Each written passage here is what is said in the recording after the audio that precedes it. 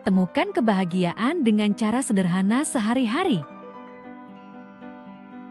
Hidup bahagia merupakan impian semua orang. Siapa sih yang gak mau bahagia? Untuk membuat hidup lebih bahagia itu sebenarnya tidak rumit atau memerlukan biaya yang mahal. Karena menemukan kebahagiaan bisa dilakukan dengan hal-hal sederhana di dalam kehidupan sehari-hari. Berikut ini adalah cara sederhana menemukan kebahagiaan. Pertama, meningkatkan hubungan sosial. Meningkatkan hubungan sosial adalah faktor terbesar yang memengaruhi kebahagiaan.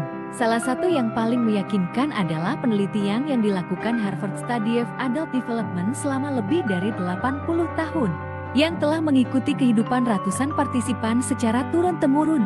Menurut penelitian tersebut, hubungan yang erat dengan pasangan, keluarga, teman, anggota komunitas adalah faktor terbesar yang membuat orang tetap bahagia sepanjang hidupnya.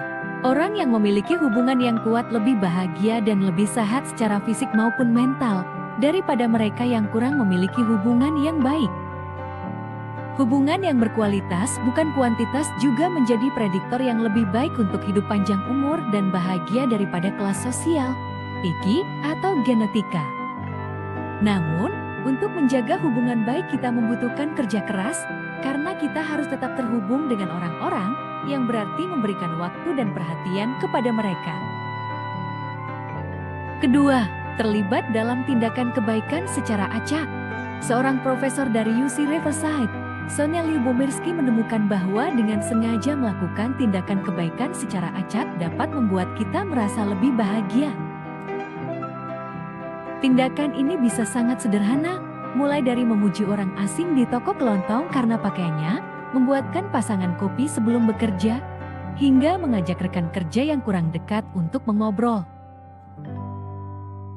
Maka dari itu, ketika kita menginvestasikan sumber daya untuk kesejahteraan orang lain, hal ini juga mengaktifkan sistem penghargaan di otak, sehingga kita akan merasa senang karena telah membuat orang lain merasa senang. Ketiga, mengungkapkan rasa syukur. Menurut sebuah studi tahun 2005 dari Martin Seligman, Direktur Pusat Psikologi Positif di Universitas Pennsylvania, menuliskan 3 hal yang kita syukuri di akhir hari dan mengapa hal itu terjadi, akan meningkatkan kebahagiaan jangka panjang dan mengurangi gejala depresi. Tidak masalah seberapa besar atau kecilnya setiap hal, tuliskan saja di buku catatan atau aplikasi atau dimanapun. Hal ini untuk melatih pikiran mengarahkan diri ke bagian-bagian kehidupan yang baik, alih-alih mengarahkan perhatian ke hal-hal yang membuat stres atau menjengkelkan. Keempat, berlatih mindfulness. International Journal of Wellbeing melakukan sebuah studi tahun 2011 yakni berlatih mindfulness, latihan seperti meditasi yang mengajarkan otak kita untuk fokus pada saat ini, bukan pada masa lalu atau masa depan. Dapat meningkatkan perasaan penerimaan diri. Dapat meningkatkan perasaan penerimaan diri. Idenya adalah untuk hadir, jangan menghakimi emosi, tetapi kenali emosi kita, kata seorang profesor psikologi di University of British Columbia, Elizabeth Dunn. Terapi perilaku kognitif untuk meningkatkan kebahagiaan dan mengurangi perasaan stres. Kelima, berbelas kasih kepada diri sendiri. Berbelas kasih dengan diri sendiri merupakan hal yang mudah dalam ucapan, namun sangat sulit dalam prakteknya.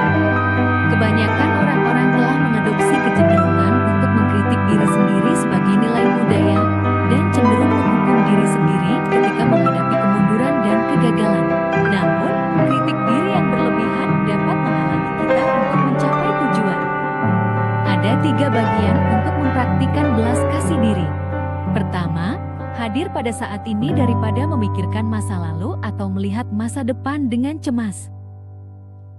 Fahami bahwa kemunduran adalah bagian dari menjadi manusia dan semua orang mengalaminya. Setelah itu, kembangkan suara hati yang hangat dan mendukung, bukan suara hati yang bermusuhan dan mengkritik diri sendiri. Kita dapat mengasah suara hati yang mendukung dengan menulis surat kepada diri sendiri, menggunakan nada yang akan kita gunakan jika kita menulis surat kepada kerabat atau teman yang meminta dukungan.